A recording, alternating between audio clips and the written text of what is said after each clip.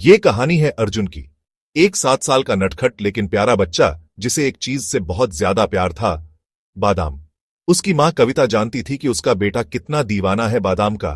एक दिन गांव में छोटा सा त्योहार था। कविता ने सोचा, चलो आज अर्जुन के लिए कुछ खास बनाती हूं। खीर बनाई, दूध, चावल, इलायची और फिर लाई 2 कटोरी। एक में खीर के ऊपर ढेर सारी भुनी हुई बादाम सजाई, दूसरी में खीर के अंदर हर कोने, हर चम्मच में बादाम मिला दी। लेकिन ऊपर से एक भी दाना नहीं दिखा। जब अर्जुन खेलकर लौटा, मां ने दोनों कटोरी उसके सामने रखी। उसकी आंखें चमक उठीं। मां, इसमें तो बादाम दिख रही है, मैं ये वाली खाऊंगा।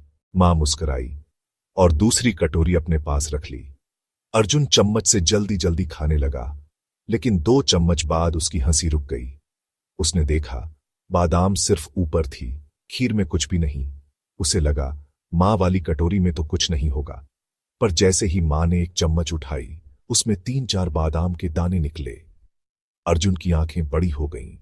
वो झेंपते हुए बोला, मां, आपने इसमें बहुत सारी बादाम डाली है।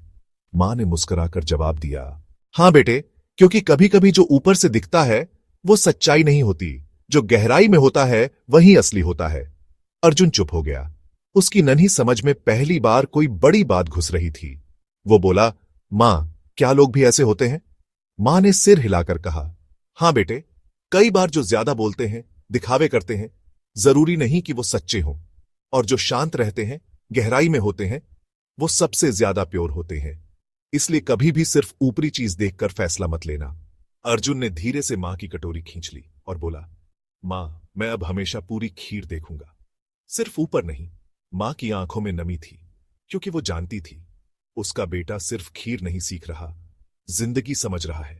ये एक साधारण सी कहानी लगती है, बादाम और खीर की, पर इसमें छुपा है जीवन का सबसे गहरा सत्य। जो चमकता है वो हमेशा सच्चा नहीं होता, और जो भीतर छिपा है वही असली खजाना होता है। शायद हम सबके जीवन में भी कभी कभी खीर के ऊपर दिखती है चमकदार बादाम, पर असली मिठास उस कटोरी में होती है जो अंदर से भरी होती है।